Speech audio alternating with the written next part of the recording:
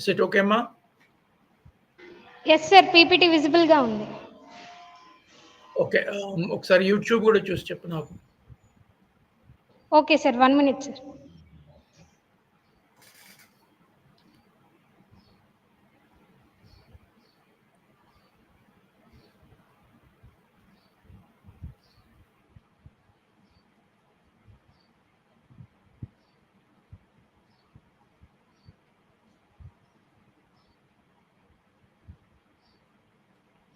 యూట్యూబ్లో కూడా ఉంది. Okay. Good morning, friends. B School Dr. David Ramanamurthy, PhD official, an initiative of Ramadevi Foundation, Hyderabad, welcomes you to this Masterclass 28, Consumer Behavior and Product Strategy. As you all know that the products that are to be manufactured by any company for that matter must have to clearly understand consumer. Because without consumer, nothing can be done. So in this consumer behavior and product strategy, what we understand here is you need to align product decisions with consumer insights. Unless you study consumer, it's just not possible to manufacture and deliver a product. That's a very important aspect. This is aligning product decisions with consumer insights, it is said. That means you need to understand clearly the consumer needs and problems and then try to match the product with that. So it's not the other way around, meaning you consider product first and think consumer next. No, it is consumer first and production next. So it's said here by an eminent professional of management, very celebrated author Peter F. Drucker once said, the purpose of every business is to create a customer. Please note that is a very important understanding here. First of all, any business should have a customer first. You are supposed to create a customer, understand him, what he needs, what he or she needs, and then you go ahead. That's why he defined it in crystal clear terms that the purpose of every business is to create a customer, not to create a product first. Of course, you have technological know-how and all that to manufacture a product. It's fine. You can manufacture it. But where there is a customer, if there is no customer for your product, it's gone. So that's why it is said like that. Again, another saying, popular saying is, customers won't buy products and services. They buy solutions to their problems. See this gentle hint coming out from the marketing experts. So what the consumer wants to have their answers for their own problems, solutions for their own problems. So the products manufacturers who produce products must think in terms of solving a particular problem of a consumer. For example, you are selling a refrigerator, you are selling an umbrella, for example. Umbrella is a protection from rain. So first of all, try to answer is a problem what the consumer has, and then match your product with that of the problem. So that's how umbrella product has been born and been manufactured and presented here. And of course, there are various varieties of, again, designs of umbrellas and all this. Another aspect, we can say, from sun and from rain protection of a human being. So if you just look at what the things mean, customers won't buy products and services. They buy solutions to their problems. So now there is a marked shift from production orientation to customer orientation. That means you need to answer your customers first. Survey the market where there is a potential for your product. So if you study a market potential, it is studying customer.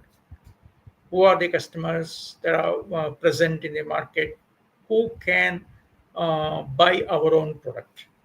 And if you can understand customers completely in full to a very maximum possible extent, it is best possible way to fine tune your product to that of consumer needs. That's why in this session, we'll be talking about aligning product decisions with consumer insights. So we need to understand What are the session objectives now? What we are going to discuss with this in this session is understanding role of consumer behavior in shaping product strategy. Yes, how to match product with that of consumer behavior. Second is learn how companies design, position, and modify products based on behavioral insights. We have few examples to discuss with visuals and also short videos. We can understand how companies design and position their products, and of course modify their products also based on consumer behavioral insights. So if the consumer questions a product feature, that means he is negating the product. So if you can't understand consumer behavioral inputs, then your products may not long last in the market, and your market will be driven away. Your market will be captured by the competitors. So, in this session, we'll be discussing on that how companies need to design, position the products, and modify sometimes the products based on behavioral insights. And third point is you need to apply these concepts to the real life examples. What we would like to now study on certain important case studies from Indian and global brands, how they adjust themselves with the changing need patterns of the consumers in a market. And then, of course, the fourth objective is stimulate strategic thinking through interactive discussions. Of course, I'll leave it to you in your classroom discussions to go for group discussions. Let's examine now why consumer behavior matters in product strategy. We have been talking about it just now. Let's elaborate. Consumer behavior reveals what to offer, how to offer, and whom to offer. That's very important. See, what is the product characteristic you have, and how you are going to deliver the product. That means product shape, design, color, whatever, price, and everything. So, how to offer the product? Like, for example, you're manufacturing and selling a soft drink. Okay, so how you're going to present? What is that you're offering? You're offering a soft drink. And how do you pack? How do you price? And how the product should look like? Or all these things are very important. What to offer? Okay, soft drink, right? How to offer it? It is a bottled drink or soft pack. This thing, how? Even in 200 ml or 500 ml, 1 kilo, 2 kilo. See how, because it's a ready-made soft drink to consume, right? So you will be offering at a lesser package. So you can go to the retail outlet and open it and drink, or of course you can take home and drink. That's a different story. So you should have the packs it conveniently placed in a refrigerator, and after cooling it, you can open and drink. So how you are going to offer the product is important, and whom to offer. Who are your customers? Target customers. Tell. That's very, very important. Next, product strategy decisions must be data based. We have already said data driven decisions only. That's the reason why we study behavior patterns, behavioral, consumer behavior. So your product decisions must be behaviorally driven. You need to answer because consumers may reject a product at any given point of time.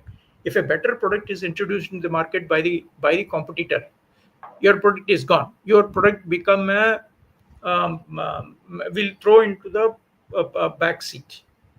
You will be definitely thrown by the customer because that cannot be the first priority. That product cannot be the first priority, or even may not be in the reference group of the products that the customer want to buy. So they're very, very, very problematic aspect of it. Let's examine this. Paperboat, Paperboat is a soft drink company. Paperboat is a popular Indian beverage company. You know that. Known for its unique and nostalgic drink offering into the market. This company launched some ethnic drinks. That means from our own, land and market. They have introduced one Amras. That is the what we call mango drink, and Jal Jira. Jal Jira drink. By tapping into nostalgia and traditional taste preferences. After a study, they could find out that traditional taste is preferred. So they have introduced Am Panna and Jaljeera brands. This is how they look at. On the left side, you have this Am Ras. On the right side, you have Jaljeera. In between, there are very many soft drinks from Paper Boat. See, why I am saying all these things with examples and with illustrations is that before you introduce a product, say you may not think that's okay. What is this big research here? After all, it's a soft drink. No, even if it is, because your business is, making soft drinks and market the soft drinks. So why can't you understand this way? There's a scientific approach of understanding what consumer wants, and then try to offer a product. So now the key components of a product strategy influenced by consumer behavior. Okay, when you say that consumer behavior, understanding consumer behavior can have you a very clear idea of how to make revise products. So let us examine what are the key components of this product strategy, which is definitely influenced by which are definitely influenced by consumer behavior. First one is product design. The colors you choose, the features you want to give it to the, bring in that particular product design, and the usability aspect of it, everything counts there. How you are supposed to, because suppose, for example, you take a product which is a little complicated, and customer is in a fix how to use this product conveniently, repeat use of that particular product conveniently. You find some of the products which are no very inconvenient for the customer to use that. Even right from the package, opening of the package, unboxing of that, everything becomes a problem area. So we need to consider again colors. Which color you want to choose? Suppose, for example, you're introducing a Ambrus, okay, soft drink, mango flavor. Should you have to? Are you bothered about the color, like mango color and mango flavor, when you're offering a mango drink? Yes or no? Yes. If it's a feature when a package design and all, what sort of package that you're supposed to be present? Do you present a mango on the pack, or a grape on the pack? I mean, I'm just kidding. So just look at what it means. In the product design, colors, features, usability, etc., are very important. Then product line decisions. Now, see what are the product variants and sizes and flavors you're going to bring. I have already given you this.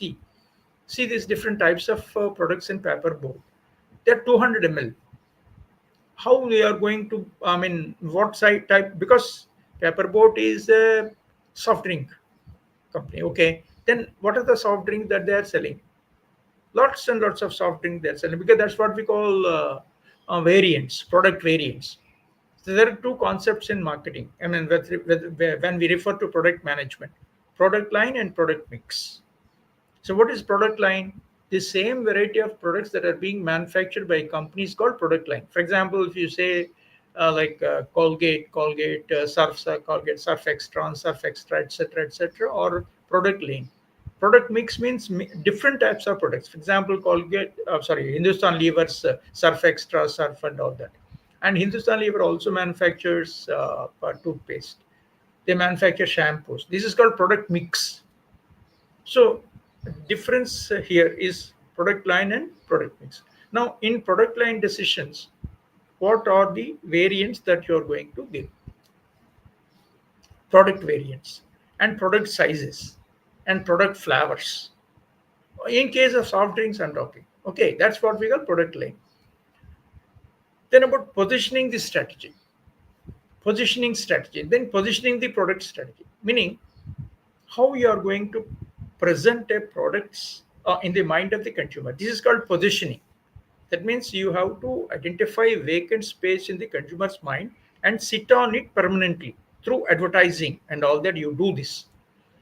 Suppose I say I have a lot of soft drinks in the market. Now, why then Paperboard comes with Ambrus introduction? How do they plan for their positioning strategy?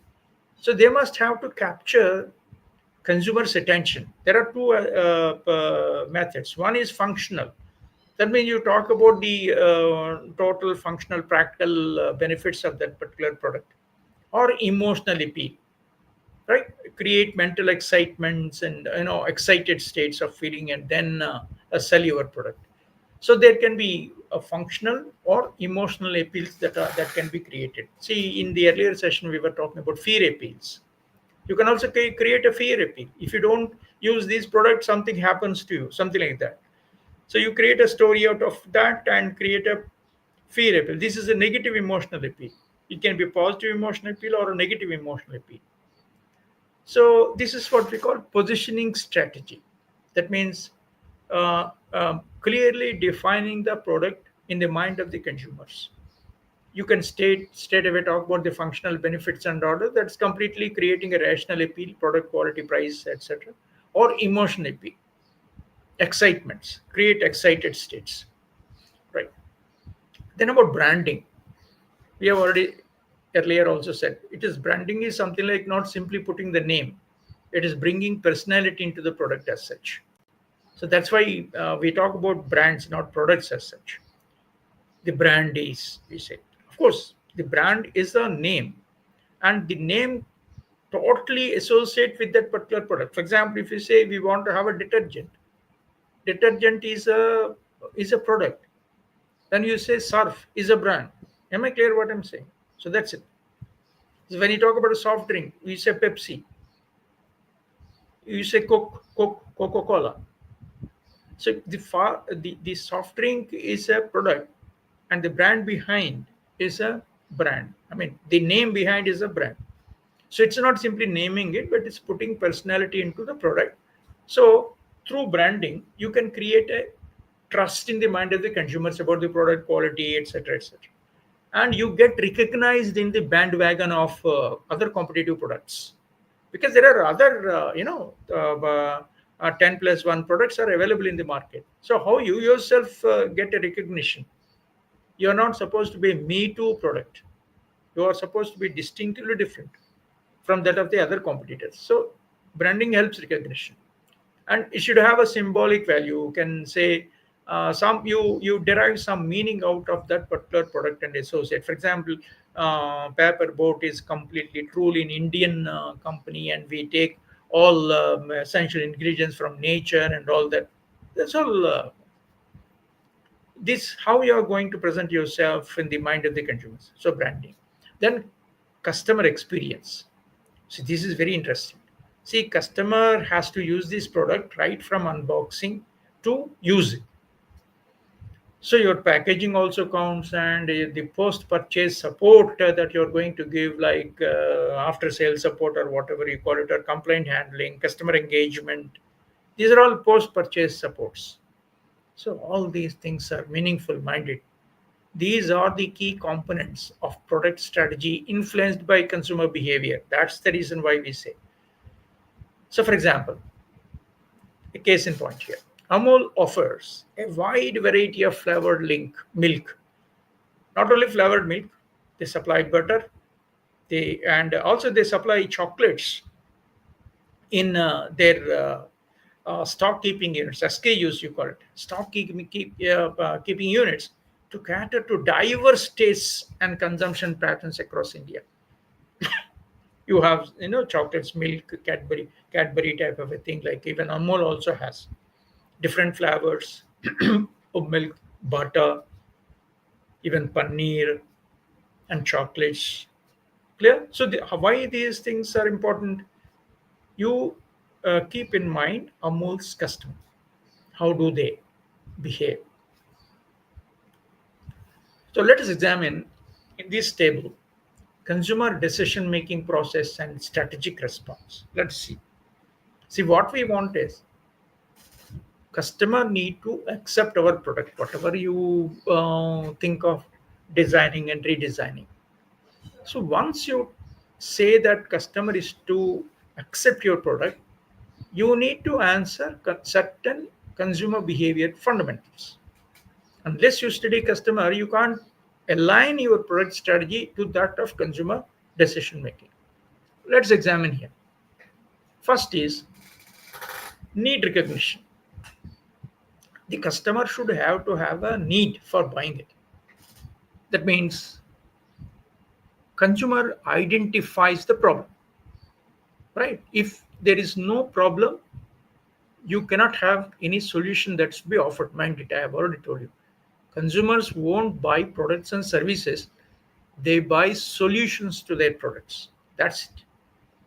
So consumer wants to identify clearly what is the problem.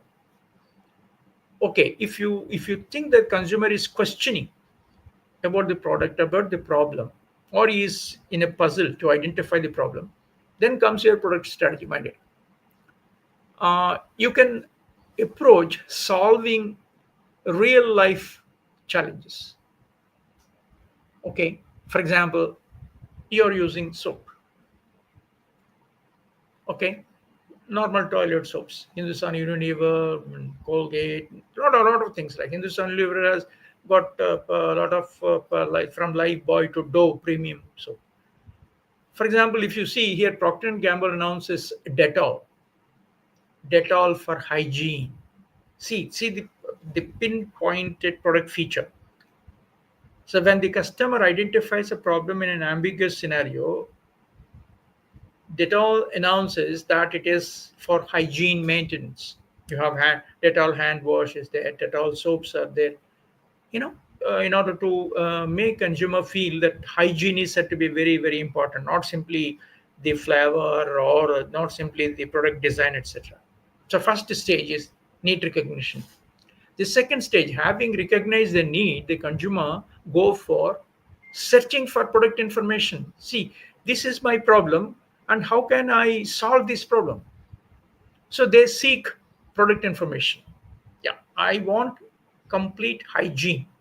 So I want a soap for hygiene maintenance. Okay, then they seek product information. This is consumer behavior dimension. Then what is the product strategy application here? Implication here is the manufacturer provide transparent, detailed, and clear reviews on the product. So many customers have saying this about the product feature, etc. Provide very transparent reviews, transparent details of the product. Don't hide anything, because you are with an open product information you're launching. If in any case if you deceive the customer, you will be losing the lasting image in the mind of the consumers. You'll be thrown out of the market. So stage two is information search, where consumer behavior seeks product information. And what the marketers will do in the name of product strategy is provide transparent details of the product and give a lot of reviews and all celebrity endorsements and all that. Third is, okay, when information search is going on, consumer receives lot of products X, Y, Z, A, B, C. This is called evaluation of alternative step. So what should I buy? See, I want a product X, Y, Z, A, B, C are there to solve my problem. Then customer from consumer behavior side, they compare the features of the product. What are their claims? Every company will give their own claims, and they make the products in a particular fashion, their package designs, prices, everything, distribution strategy. So they now compare all the features. When the consumer behavior dimension is here, that they are interested in comparing features. What the product manager should do here, manufacturers in the name of product management, they have to create USPs, that is unique selling propositions. In the clutter of ABC products, you should announce that why me. That is your unique selling propositions. Customer is asking A B C D A X Y Z. Now why should I buy? You should have a clear answer. If you don't have any clear answer, you get out of this system. It's simple. And consumer will be throwing out you in the market, out of the market. So that's what it focuses. Product strategies that focus unique selling propositions and differentiate your product from that of the other competitors. Then only you can stand. Otherwise, you will be out of product choice of the consumers, and the choice is yours. So that's very important. So, in evaluation of different products, consumers compare different types of products available, and manufacturers have to focus on creating unique selling propositions and answer consumer problem why my product is important for you. So that's why you also differentiate your product from that of the other competitors that are already available in the market. Next is, after evaluating, customer now tries to decide on a product choice. So that's what we'll purchase decision. So now consumer behavior here dimension is final choice. Yes, he or she is convinced and to go to the market and buy them. This is final choice. So now here, when the consumer wants the product, you may say, "I'm not, sorry, sir, the stock is not available." That is a funny example again. Ensure availability and ensure the value that is being asked by the customer. Am I clear what I'm saying? See, you have featured the product in the consumer's mind. You said a lot of things in differentiating your products, and ultimately at the point of purchase, when the customer wants to buy, the value is not delivered. For example, the value is not delivered, and what is the promise you have given? It's not delivered. Not only that, when the consumer walks into the retail outlet for the purchase of the product, it's not available. That means you're absolutely going wrong on your supply chain logistics, and you're not going very well honest on promises you make. So that's the purchase decision again. Please note, critical. If something goes wrong, you're lost, meaning that product gets lost. Okay, that phase is also clear, and the consumer is convinced to buy the product and he bought it. Fine. Next question is post purchase behavior. Now, on using the product or service, consumer has got a lot of experiences. He may have his own feedback. Yeah, problem. Say the product is excellent, super, or exactly opposite. This product is useless. What they see is not what they say in advertisement is not actually delivered with the product. It's a cheat, big cheat product. So if the negative belief system is there, then it's gone. So on the product management strategy side, you have to enable consumer loyalty, mind it, and you are supposed to ensure customer satisfaction always. See this beautiful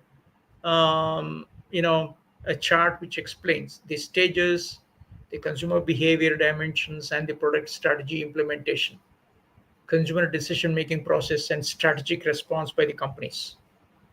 This explains clearly that you can't live in isolation. Study the consumer at every stage. There are one, two, three, four, five stages, mind it. One from need recognition to information search to evaluation of alternatives to final purchase to experiencing post purchase. At that given point of time, also post purchase, if the experience is negative, you're gone. So this is what it means. Let us now look at Hindustan Unilever Surf Excel. Beautiful case study for all of us to examine. See, Indian mothers wanted a detergent that cleaned tough stains but was gentle on clothes. So, what they want, see, consumer insight for a detergent, Indian mothers are expecting the product feature to be like this. What they wanted, a detergent that cleaned tough stains. A lot of, stains are very tough, and you're supposed to treat, clean the tough stains, but at the same time the detergent should go gentle on the clothes. In the name of stain clearance, you're not supposed to disturb the texture of a cloth. Am I clear what I'm saying? That is very, very important. Okay, what is the product strategy answering this consumer insight from Hindustan Unilever side? They introduced Surf Excel, wash, easy wash. See this product feature, advertisement, package, everything. Surf Excel Easy Wash and Surf Excel Excelmatic for washing machine. I'm sorry, yeah, for machine use. Surf Excel Easy Wash for normal manual wash, and Surf Excel Matic for machine washing machine. Powder put in the washing machine. So what is their emotional campaign? Dog अच्छे हैं మరక మంచిదే అంటారు దాన్ని. Dog అంటే మరక. Dog అచ్చే high to highlight stains as learning experiences. See, because children go to the school and come and the dirty stuff here and there, they lot of stains on their clothes. Am I clear?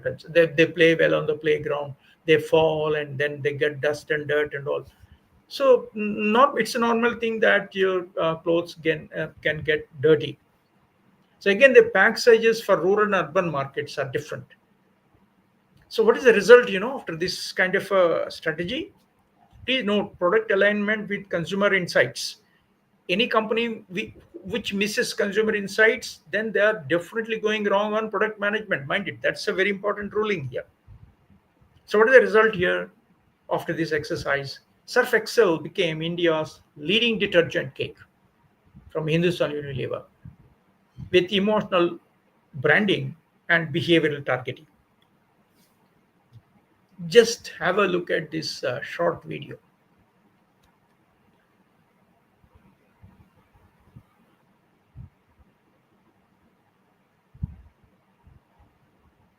Just a minute.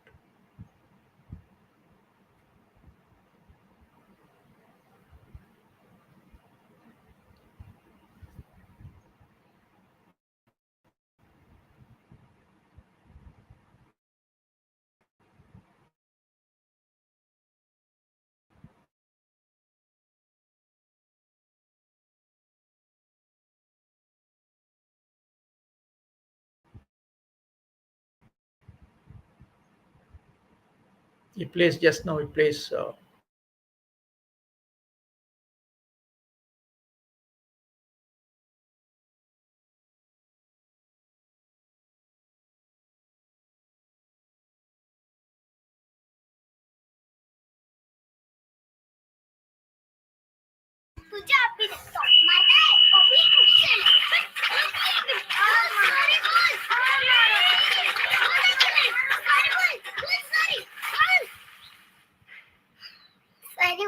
दाग लगने से अगर कुछ अच्छा होता है तो दाग अच्छे है ना. Surf Excel. दाग अच्छे हैं. वापस नहीं करना. Have you seen that advertisement clipping? Dog अच्छे हैं campaign.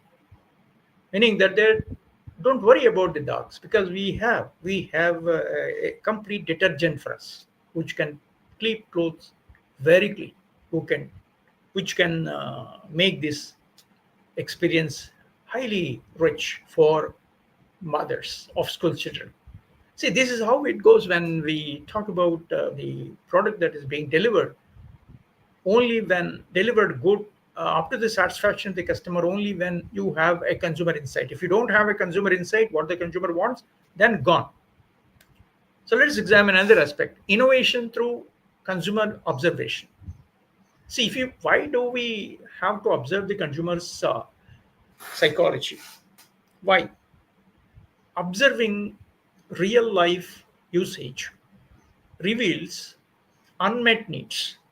See, you try to observe the consumer's need pattern by closely watching their real life usage of different types of products. For example, I mean, you may not have to study every product of there in the market, but then suppose your manufacturing, you want to manufacture another toothpaste variant. You want to manufacture a toothpaste variant. There are a lot of toothpastes are there. You have Colgate, you have Promise, you have Pepsodent, you have Lots and lots of toothpaste are there. There are Vico Vajradanti is there, and Dabur's Ayurvedic toothpaste is there. Then what is that you want to have? You want to manufacture. You want to. So first of all, study, observe what are the major pain points of the consumers while they use the toothpaste, or for that matter, any product for that matter. So then comes your brighter ideas. So the new product ideas are a mix of one, design thinking, number two, ethnographic studies. You need to study easy. See, different types of products, different types of customers located in rural, urban, X region, Y region, with different cultural backdrops and all. You need to study all those things clearly. And then you start from need identification to complete satisfaction. So now it comes design thinking, problem, alternatives, solutions, again evaluation, final design, and all that. So this is how new product ideas can be generated. It's not a simple affair. For example, Godrej Goodnight Fast Card was designed after observing real users struggle with liquid repellents during power cuts. Have you ever examined? You have liquid. Most of us use, the good night liquid repellents. There's a machine, and you put a liquid repellent bottle there. Switch. I mean, plug in, and then on the switch, because of the power, it generates something like some flavors which can kill mosquitoes. This is the actual product design and delivery. But now, what happens in, say, maybe in the rural areas, there is no power, and power cuts may be there. Even today in urban areas, because of the short supply of electricity and overconsumption levels of people and all. So, what answers you want to provide? Godrej thought of doing something. So, okay, this liquid detergent and liquid repellent, mosquito repellent is going very well, but then it is to be, it's there is an equipment. Again, you have to put the repellent inside, and you have to plug in, push into the plug point, and plug in, and again. See, this works only on when there is a power supply, when there is electricity. What happens if there is no electricity? And they have designed a fast card, worried without electricity. Don't worry about electricity. Fast card worked without electricity. Let's see. See this simple.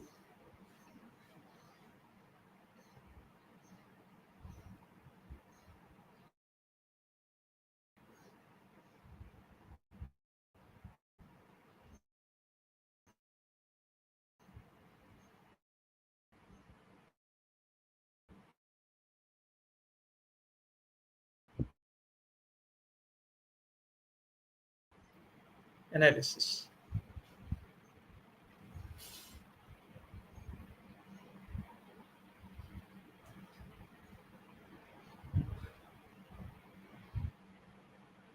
Wait for a minute. Okay. पापा 2 minute में दोस्त आने वाले हैं और ये मच्छर हम लोग कैसे भागेंगे यार? बेटा, हाथ जोड़ के ना सच्चे दिल से दुआ करो, सब भाग जाएंगे. ट्राई कर लो.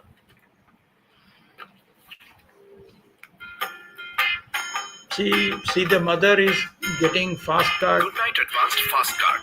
फोल्ड किया, चलाया, फूंक किया, हो गया. इसके टीएफटी मॉलिक्यूल्स फटाक से मच्छरों पे असर करेंगे. देखा, सुन ली ना भगवान ने. टेबल के नीचे से ना.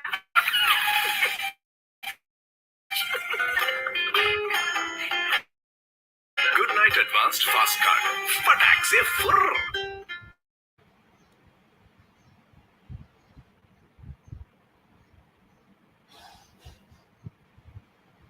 Could you see the point? What is that?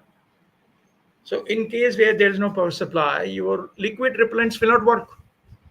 So, this is what it means. See, there's a gap here. Consumer now thinking. See, in case of power failure, I cannot use this.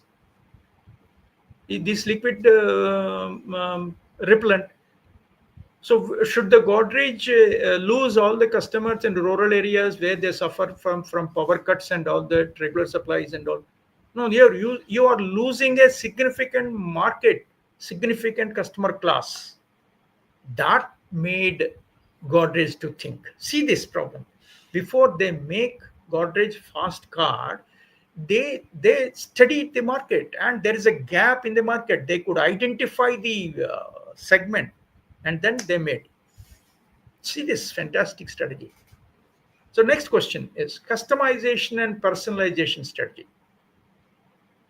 See, there is an increased demand for my choice, my product.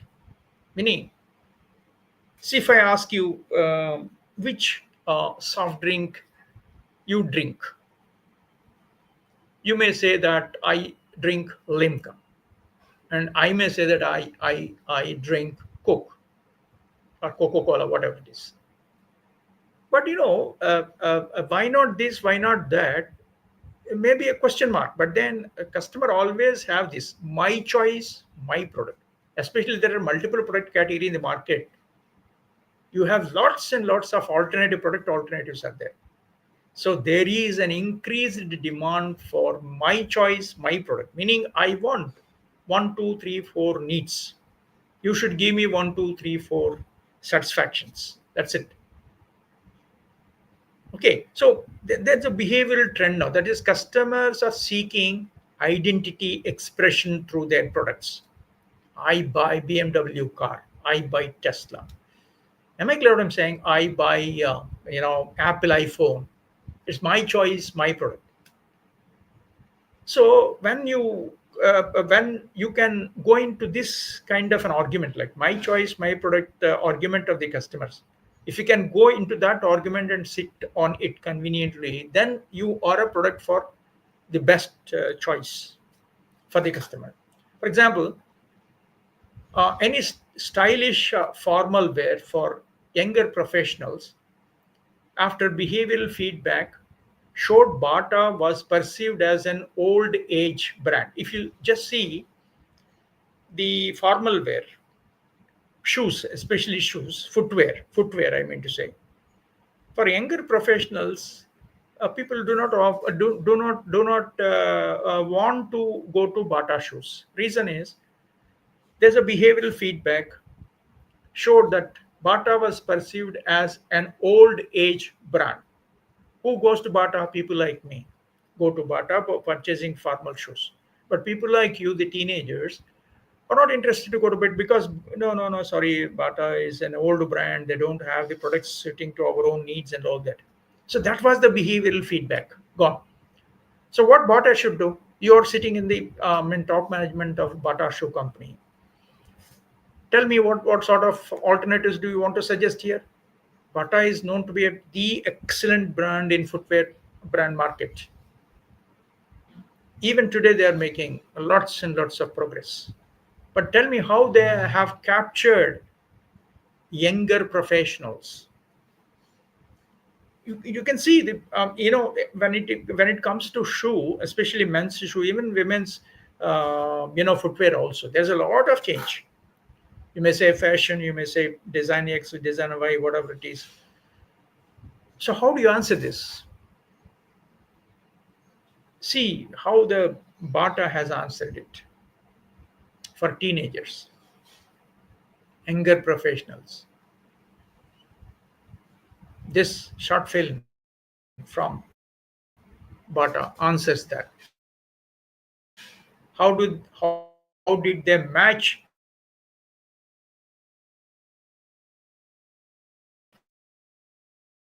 generation with their shoes?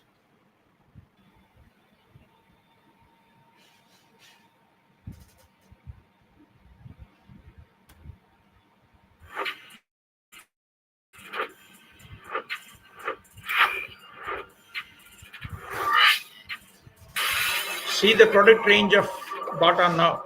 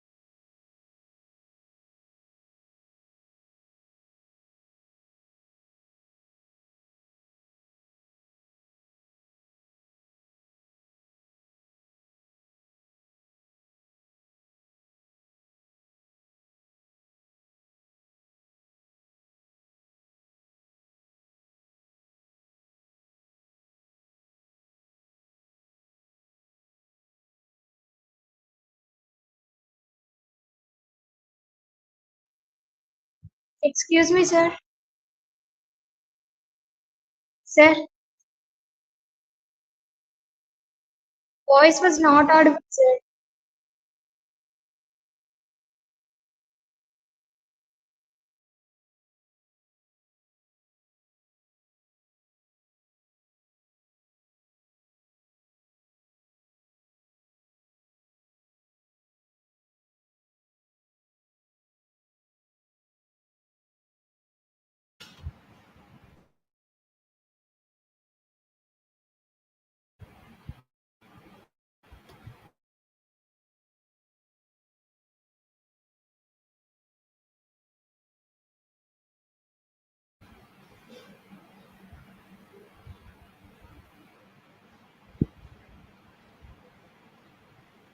Is it fine now? Yes, sir. Now it's fine, sir. Since how long it is on mute? 2 minutes, sir. Okay, okay, right. Good. Okay,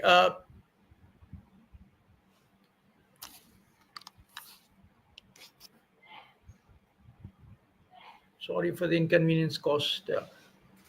Okay, let's examine how you see just now on this video clipping where Bata could have to do something in order to capture young professionals.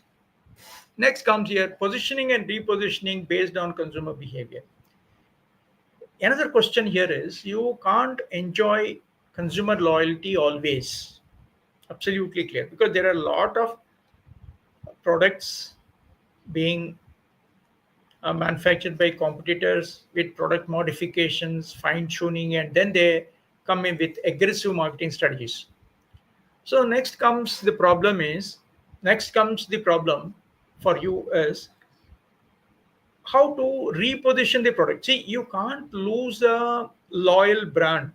First one, it may have some shocks in the market, fine, but you should have to absorb those shocks and be resilient and stand up once again. Don't sit down completely and die out in the market. No, absolutely not. See the how when Bata has repositioned its brand with a wrong market notion in the mind of the customer class that it is a old brand for old people. How vibrant the brand is repositioned in the market as such. So your brand positioning must reflect evolving aspirations and values in the market by the customers. See, you can't have a constant scenario as such, isn't it? See, the environment undergoes change. Customer aspirations, values also undergo change.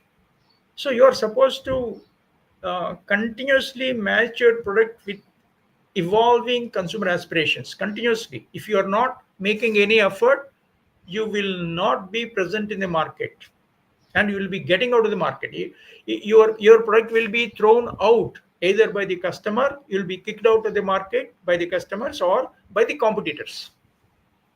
So if you're going wrong somewhere, you need to try hard to reposition your product. So repositioning is needed when perception does not match reality. That's it. See, through your advertisements, marketing experience of the customers do not match each other. Customers might have perceived the product like this, and when in reality, it is something else. So, something going differently wrong here. So, the customers will not go for repeat buying. The post purchase behavior will be negative. Naturally, they perceive the product to be like this because you have promised it. Based on the promise, I bought the product. And in reality, there's a lot of gulf between promise and performance. So how do I do a value a product? So that becomes a problem. So when there are evolving aspirations, because consumers' aspirations undergo change, their values also undergo change. So please closely work out in tune with the consumers' lifestyles. That's the point here. If you can't study the consumer lifestyles and evolving aspirations and values, you cannot manufacture and sustain your products minded. So let us take an example. Dabur, an Ayurvedic company, see, repositioned itself from an Ayurvedic company to a healthcare and lifestyle brand. Have you seen such a fantastic journey? Dabur is known for its products from, say, with the deep-seated brand image like Ayurveda, but it transformed itself.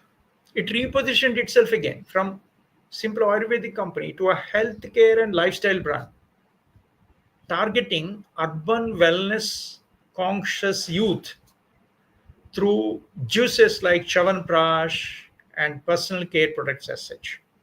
See this travel of Dabur products.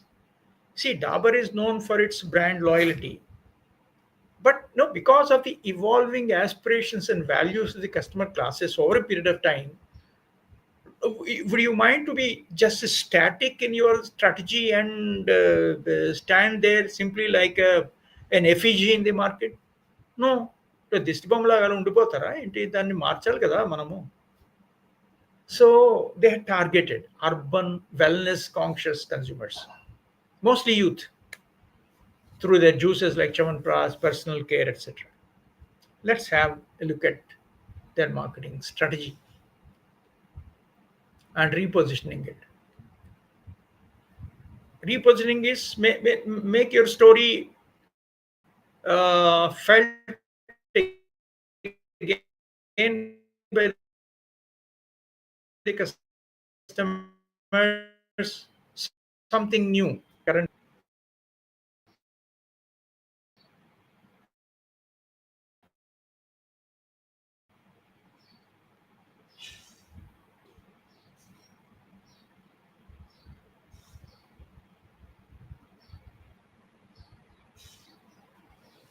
See the Dabur story. It's just a 4-minute story. To Dabur India Limited's Tejpur factory. Located in Balipara industrial area, this is Dabur's most modern manufacturing facility, equipped to produce almost the entire Dabur portfolio, including Ayurvedic medicines, health supplements, hair oils, shampoos, toothpaste, skincare, and home care products. Spread over 30 acres of land with an investment of 450 crore rupees, Dabur's Tejpur unit was constructed in a record time of 8 months since its groundbreaking in July 2016. The unit is equipped with the most modern production lines for consumer products in India.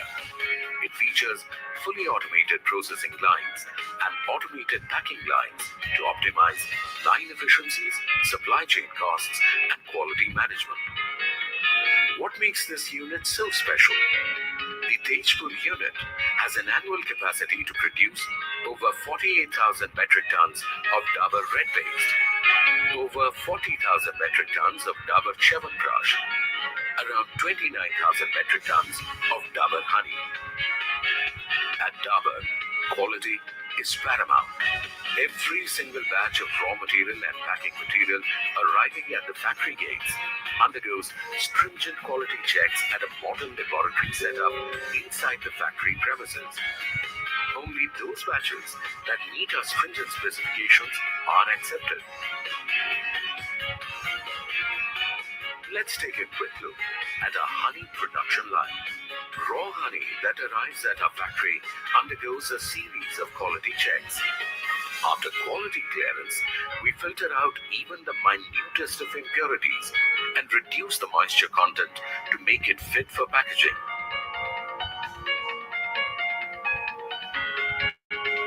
The honey bottles are loaded on an automated line and cleaned using a vacuum system. The cleaned bottles then move to a filling, sealing, and labeling line, and then to final packing.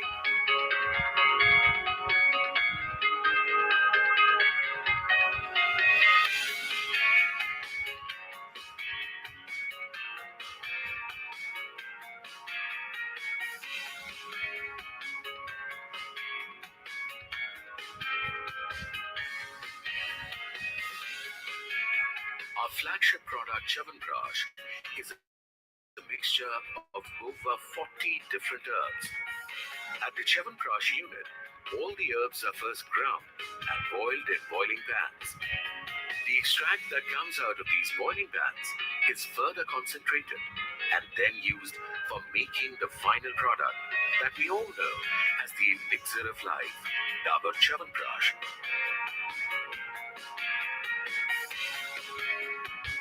Each packed Chyawanprash jar passes through metal detectors to ensure zero foreign matter contamination.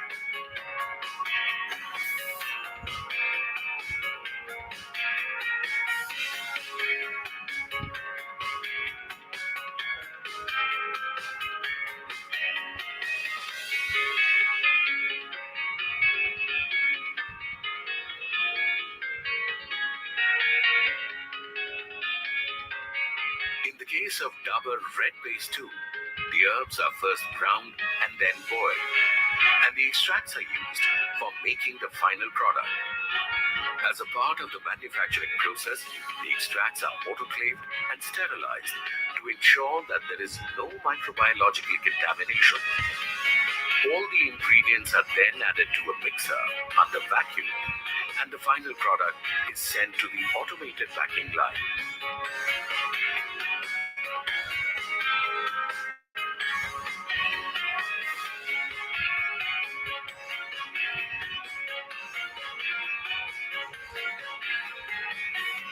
Dabur Tejpur Factory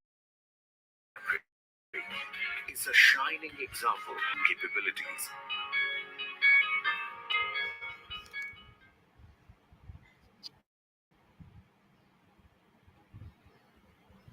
See that our story. This is very fascinating story. Of course, I just could not get you the details of what other brands that are there for their company. And they are into lifestyle. I mean, sorry, healthcare industry as well. So not to just simply think of an Ayurvedic company. Now, next question here is when some of the products, especially consumer products as such, uh, product packaging counts a lot. So that can be a behavior trigger. For example, when you go to the market and try to buy a product, first you can't see a product. You will see the product's pack, right? Because a product is to be because of variety of reasons we need to pack the product, especially consumer products as such. Like for example, toilet soap cake or detergent or toothpaste or something XYZ. So you place it on a shelf space. So there are few points that product packaging means a lot for us. You can't go for odd packaging because the important point here is how to place the product in a shelf space. It should be visibly clear for the customer, and this becomes a behavior trigger mandate. It's a very important point that you get attracted by the package design minded. What is there inside, that's another story. We're not worried about that at that particular point of time. So product packaging as a behavior trigger. Now, do you consider that the packaging attracts, packaging informs about the product details, and reassurance increases focus on eco packing and convenience? A lot of things involved when we talk about packaging. First of all, you have to agree. First point, packaging attracts, eye catching. It informs because you write a lot of details. Because I just go to the market and pick up that one and read what is the content of that particular thing. It can be a toothpaste or it can be some snack or whatever you call it, snack pack or whatever. And it also re-ensures increasing focus on eco packing. See, because we say that plastic not to be used. Even when you use the content of the pack and pack is thrown into a dustbin, it should be biodegradable. And the issue comes here, eco-friendliness, eco-packaging. And the package must also create a convenience utility again. Suppose if the package is so difficult, I mean, if you want to open the pack and unboxing, it's very, very difficult, for example, and it is losing convenience. Am I clear what I'm saying? So this is it. Let us examine how a company called ID Fresh Foods introduced banana leaf packaging for their dosa batter. See, fantastic. See, it's something nostalgic when we talk about how product packaging works. And again, appealing to health conscious consumers and eco-aware economics consumers. Sorry, that means who are very much interested in eco-friendly packaging. Let us examine this. We have another story of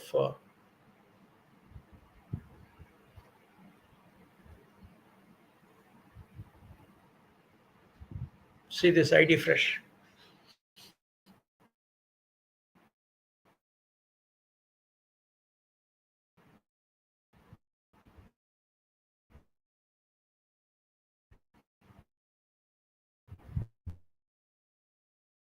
All this beta ID Fresh and Fruit Blends. The ID whole wheat paratha is our family favorite. So now I'm excited to try the new chutneys and fruit blends. ID Fresh Middle East is available on all supermarkets. see the chapatis and are clearly hypermarkets. shown outside from outside the pack. ID Fresh Middle East sent me an amazing kit to try the new range of chutneys and fruit blends. The ID So this is another example of how packaging is considered to be one of the very important product differential in selling. So most of the time, manufacturers do not care for package design. Package design becomes a first attraction because you walk into the store and it should catch your eye. That's it. Okay, next aspect here is uh, when you say the markets can be segregated into rural and urban markets. So now the question is, both mean the same thing for the marketer or different? The answer is different because rural versus urban product strategy and the consumer insights are completely different. Let us examine how these things go. Say, for example, in rural segment, behavioral traits are meaning how customers most of the time, how customers behave. They are value conscious and they are low literacy rates because they are not very much educated, they are not very, very professional, and they are value conscious. So these are the customers you are handling. For them, what is your product strategy?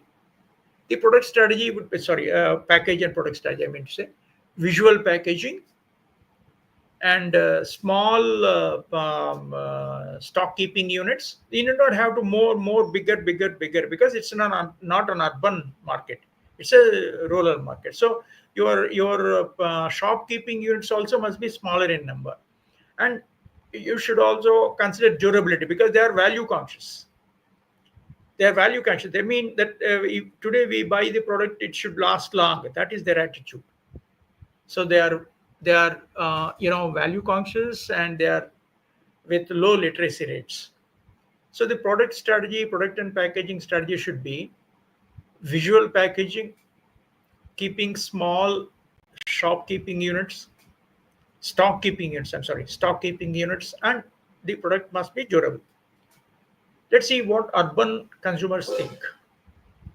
Behavioral traits. They want convenience.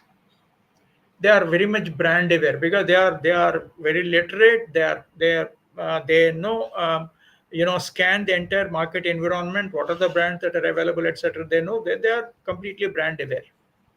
So for them, product strategy should be smart packaging because they get attracted by the pack because they look at convenience, they look at the brand superiority or whatever it is.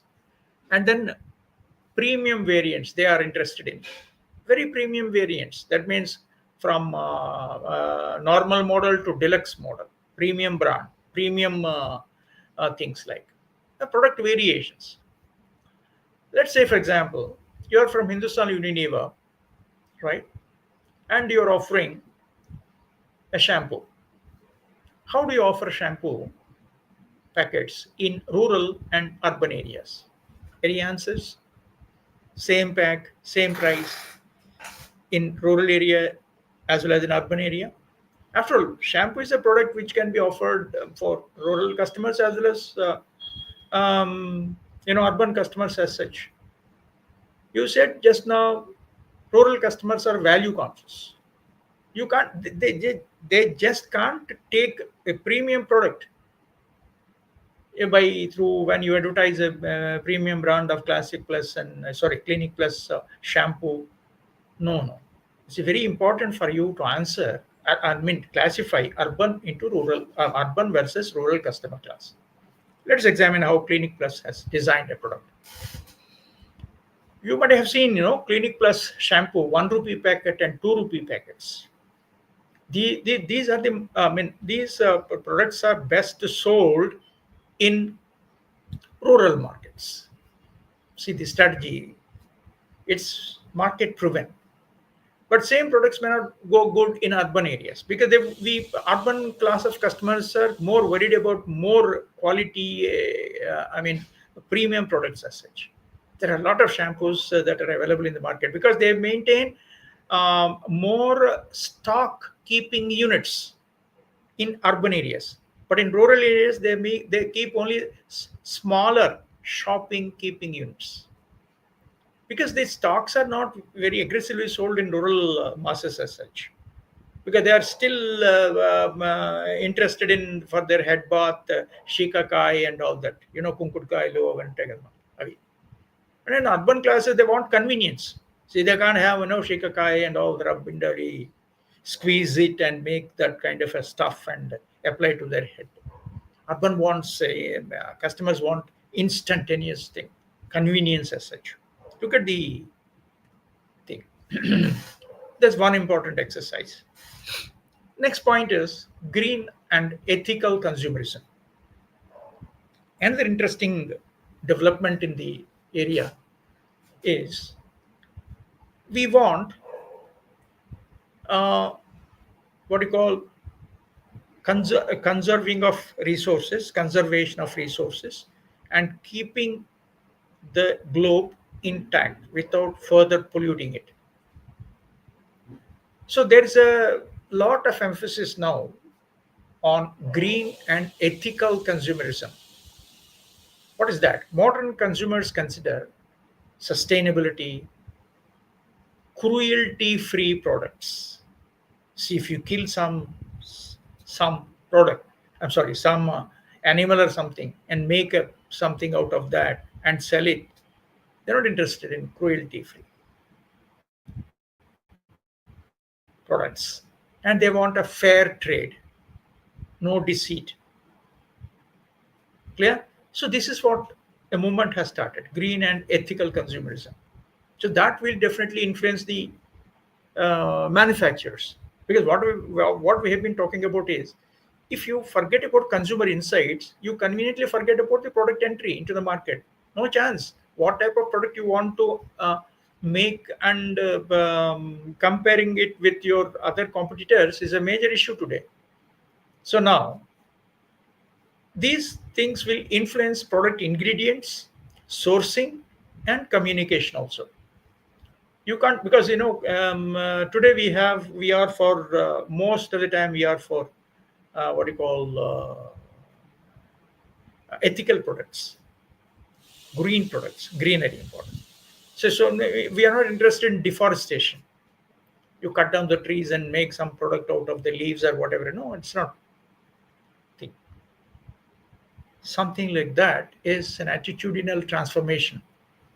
So green and ethical consumerism, and that influences the product ingredients. What is the product? What are the ingredients that get into the product? For example, if you say that using a toilet soap, chemical-free toilet soap, for example, or you bring in all natural ingredients to the into the soap now, no more chemicals.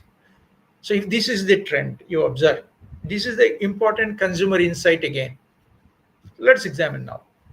Forest Essentials leverages. This is a very luxury Ayurveda company, age-old company. The name implies forest essentials. They bring all the natural ingredients from the forest and leverages consumer demand for luxury Ayurveda with ethical sourcing. Ethical sourcing means where from they get the raw material through ethical sourcing, not through any unfair means. And they also going for sustainable packaging because after using your luxury product, you throw the package into the dustbin. It should be biodegradable, otherwise problem. So for it's a very good example. Forest Essentials leverages consumers demand for luxury ayurveda with ethical sourcing as well as with sustainable packaging. This is how it goes. The various types of products you see all are having this thing, sustainable packaging. No package material is bad. They use recycle material and all. So this speaks of how you are trying to match I mean, your product strategy with that of the consumer insights, what the consumers think and all that. You may have to match your product strategy like that, right? Next is another important aspect that we need to answer is, see, product will not have a continuous life in the market. Absolutely clear. You can't have a continuous life in the market. See, after introduction, you enter into the growth stage and into maturity, then saturation, then decline and death. I think in the principles of marketing, you might have studied the product life cycle stages, how to intervene and all that. Don't think that you are having a product everlasting. No, absolutely no chance. Even with introduction of some of the products may experience failures. Product failures are quite common. As soon as you introduce the product, it witnesses the decline and death. Simple. Or some established products will pass through the each stages successfully from introduction, growth, maturity, saturation, and they stay there with extraordinary brand loyalty. They don't experience at the given point of time product declines. That means they'll be sustaining the markets. They'll be studying consumer insights and evolving consumer preferences, and then go on trying on matching their products with the product design changes and packaging changes and all lots of things. So let us examine this product life cycle and behavioral strategy. So first, the stages for the sake of convenience we divide into four: introduction, growth, maturity, decline. Decline after decline it's death only. Okay. The stages of consumer life cycle, product life cycle, and the second is consumer behavior dimensions, and the third aspect is how strategy is to be worked out. One, in case of product life cycle, introduction. You have just introduced into the product, introduced into the market. Your product has been introduced into the market. Next, consumers' behavior would be they are innovators and early adopters. We have seen in the diffusion of innovation session earlier sessions. You are not sure that the customers will be innovators or the customers will be early adopters or customers will be late majority or customers will be laggards. They don't accept your product at all. Or some class of customers who are innovators, they quickly adopt your product and go ahead. There may be early adopters. Suppose if they are innovators and early adopters, the strategy should be educate them, create a lot of awareness in their minds that why this product exists in the market in the introduction stage. Next, in the growth stage. For example, your product for any reason, it is creating a success story. Your product is growing. When the product is in the growth stage, you enjoy a lot of returns and all the profits on that particular product. Look at the consumer behavior dimension here. They are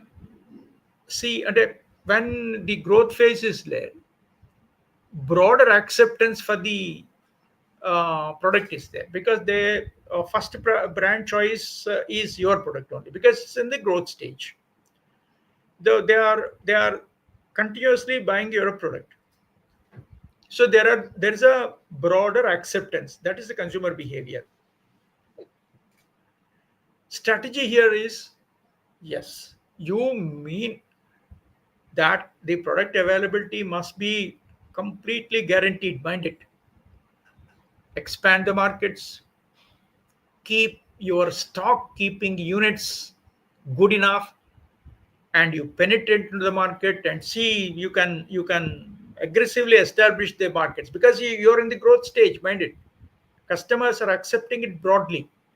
So the strategy would be expand the markets, keeping more stock keeping units, that means distribution and matter, and market penetration, go into the markets more and more and more, because it's in the growth stage.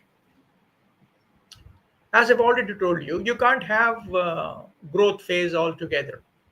Sometimes what happens is you enter into the maturity stage. Product enters into the maturity stage. Maturity stage means no more sales increase. You may be there in the market, but not aggressive sales again. That means you will be satisfied with what you are. That's it. Don't expect a few more increases in sales and all that. Not possible. So here what happens is, brand switchers emerge. That means when you experience maturity phase in the product life cycle, please note what the customers will do here. Few customers will be switching from your brand. They don't like your brand now, because by that time, new products and new brands might have emerged in the market. So what may happen is they slowly switching the brand switchers emerge. So what is your strategy? Because you already entered in the maturity stage and there is a lot of question marks by the customers as such. What's your product strategy? You need to focus on differentiation, meaning you have to redefine the product, reposition the product. That's what we have been talking about. Reposition the product, focus on differentiation. Why my product is said to be somewhat totally different? What are the changes you have made?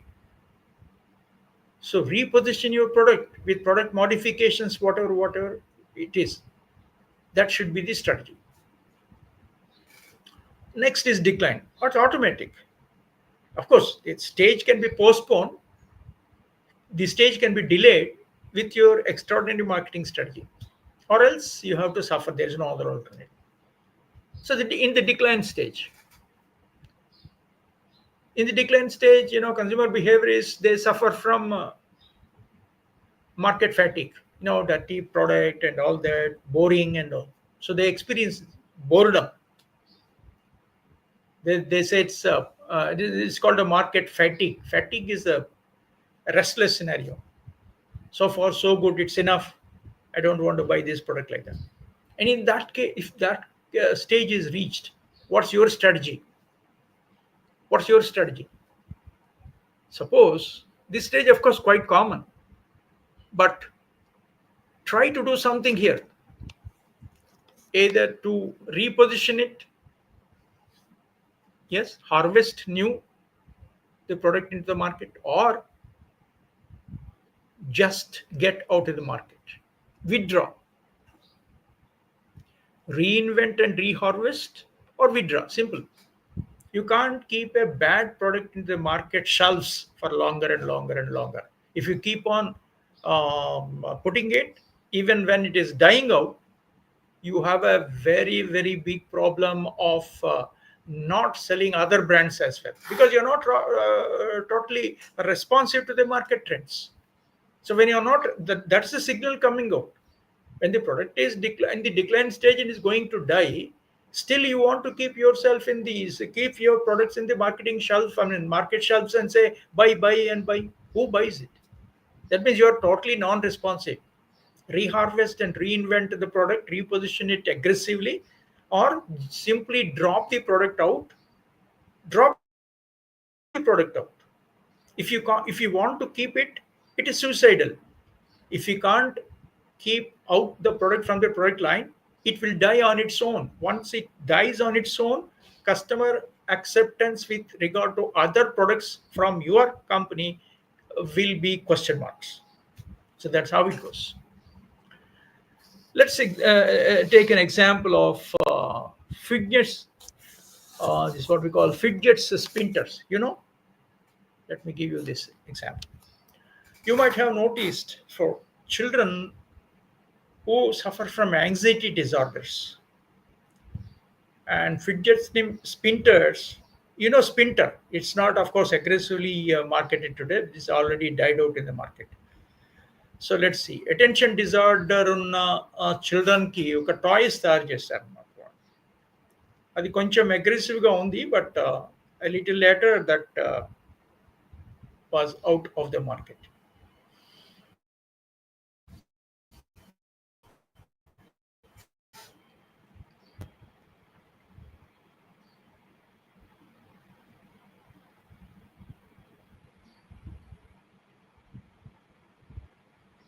I don't know whether you have seen this product in the market. Still there, but not that good enough. To show you how to use the exact method that I use to fool around with a fidget spinner. A fidget spinner is very useful because it gives you something to do with your hands.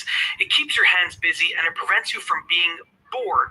Let's get right to it. So as you can see right here, a fidget spinner is basically these 3 spinning pieces right here, and it's inside of these 2 little caps that you can hold. Okay, so you have 2 methods of using a fidget spinner. One method is when you hold it like this, sort of with your thumb, and it can be any of these other fingers right here, but your thumb is the main thing that you're going to use, and use the other hand and you just spin it around like that. You can stop it, flick it to spin it around like that. That's the first method. That's if you have 2 hands free, and that allows you to get a lot of speed. You can really get a lot of speed, and that will allow the fidget spinner to continue spinning for a long time. I'm just going to stop it just like that. I mean, you can really spin it fast. It won't really hurt your finger. It's not designed to hurt you if you stop it. But the other method is if you want to spin it with one hand. So let's say you're doing something with your left hand and you want to spin it with just your right, or vice versa. You're going to hold it once again with your thumb and another finger, but you're not going to use your index finger. You're going to hold it with your finger. So these toys are no more today in the market. Absolutely. Because reasons may be very many, because the toy industry has undergone aggressive market changes as such. Leo toys and toy market where you notice that it is for 0 to 2 ages, and there is a lot of age segmentation in the toy marketing, children toys marketing as such. So those who are interested can go into the details of Leo marketing strategy of toys. That Spinters, that product actually launched for children for attention anxiety disorders, and slowly they made a progress relatively, and little later they have gone out of order. So that's how it is. Obsolete markets, and then products will be die out of the market, and there is no other alternative. They did not again come back with any product innovations. They are lost. So let us go in for a few case studies here. One is Fevicol. Fevicol is adhesive. Most of us know. Case study of Fevicol. Indian users value trust and long-term bonding in adhesive products. You know that. Any products for that matter. Indian users value trust. So what is the strategy for Fevicol? They have created emotional advertisements. Fevicol ka Jod. It's a very strong rural distribution network is there. So positioning is positioned it as an everlasting adhesive. Please note here that there is no parallel product from other companies so far as Fevicol is concerned. Pidilite Industries Fevicol is concerned. So it is just not a glue, it's a complete bonding as such. So they have shown in their advertisement wife and husband, newlywed couple in a bondage and all that. So when they have started looking at positioning this particular product like that by creating emotional advertisements, the outcome is it becomes very synonymous with the category, a brand with both utility and emotional connect. So the result is that they have aggressive sales for it. See, lot of just started with a simple what you call glue like a thing. See the product range. See the product range. Oh, what type of things? From bigger jars to smaller jars.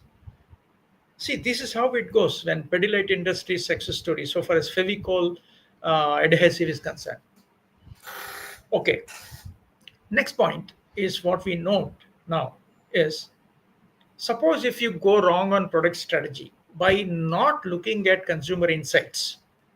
If you don't look at consumer insights, you play your game blindly. Maybe because of your success story, you don't want to take care of the consumers' changing habits and all. No. Let us examine now common product strategy errors. First one. First problem would be you are ignoring consumer behavior.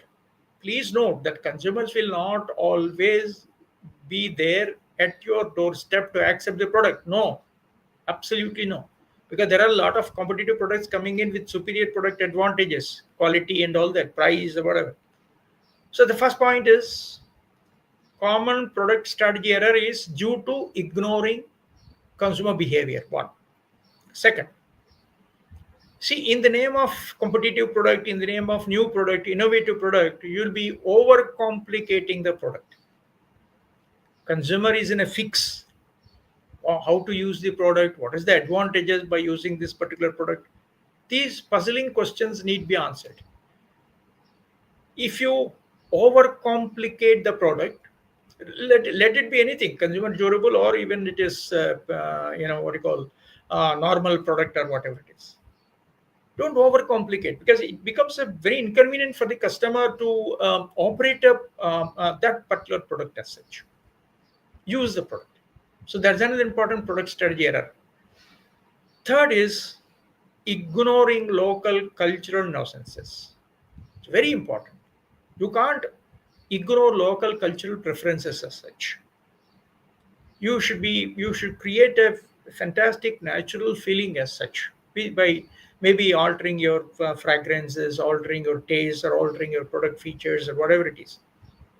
Ignoring local cultural preferences is another major problem. And another thing is assuming brand loyalty is forever. No, absolutely it is not. You assume that I am only the king in the market and all that. No, you may be king. After that, you may be king without a crown. Who bothers about you? A king without crown is not recognized. Am I clear what I'm saying? So that's it. So assuming brand loyalty is forever is a mistaken notion. No, no, nobody can enjoy superiority in the market for a sufficiently longer period of time unless you continuously reposition yourself. Because you have to answer all the evolving things happening in the market. And then copying global strategies without localization. Absolutely a grave mistake again. Meaning that just because global brands are there creating success story in other side of the globe like United States of America and just bring the same product with same market features and now launch in India and a rural market, gone. Copying global strategies without localization is a grave mistake. That's another common product strategy errors.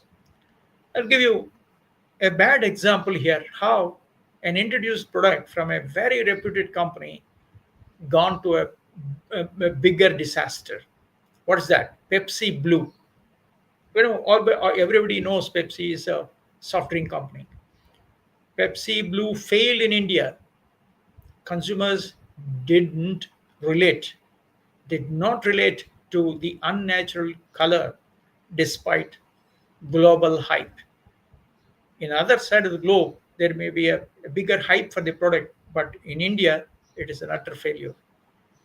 Blue is a color not accepted by the consumers as a soft drink. Reasons may be very many, but market research showed that, and customers rejected this stuff. Same is the situation with Horlicks. I was talking to you earlier. Smith Klein Beecham's Horlicks is a very good health drink. Based on the success story, they have introduced Horlicks tablets that is totally rejected by the customer class. Don't think that you can make out a bigger and bigger stories just because you want to extend your product line just like that. No, it's a learning point for Pepsi. They did not do well in case of the blue branded soft drink as such.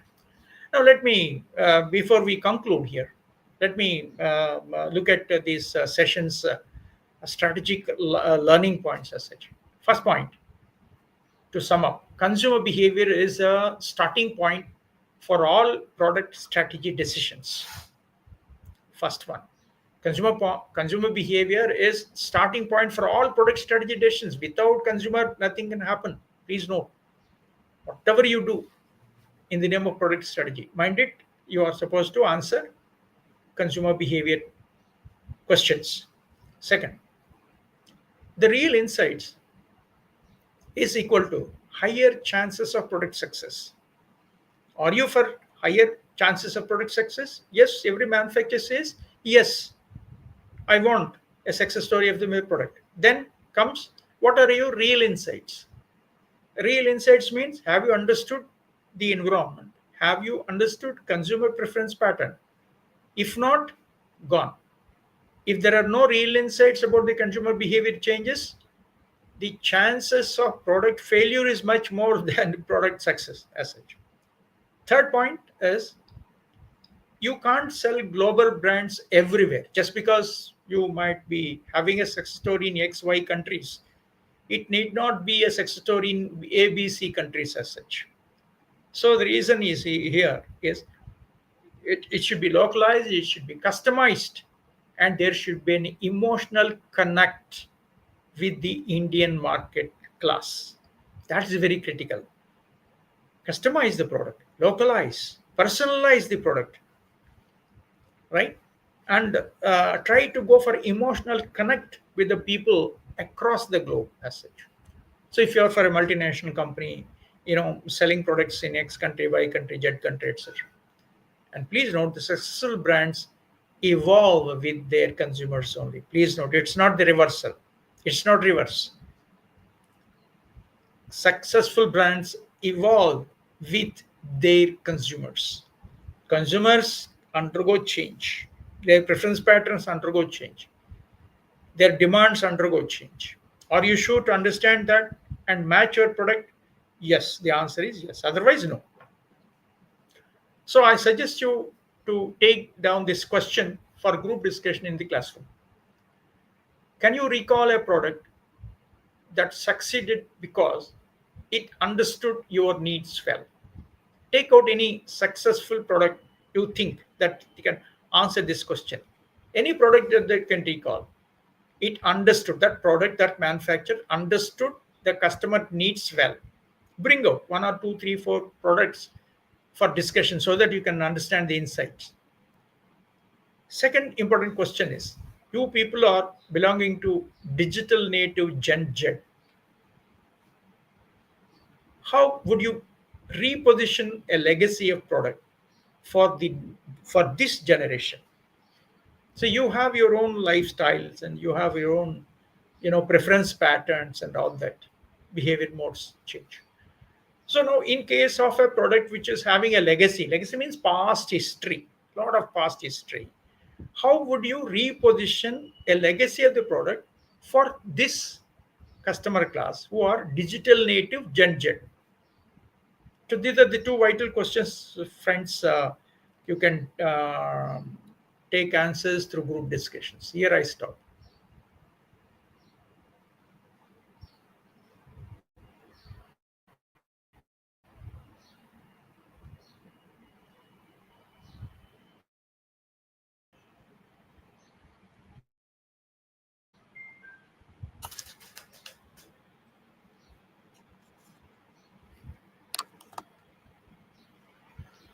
Okay, that's it for the day, please. Okay, sir. Any questions? No, sir.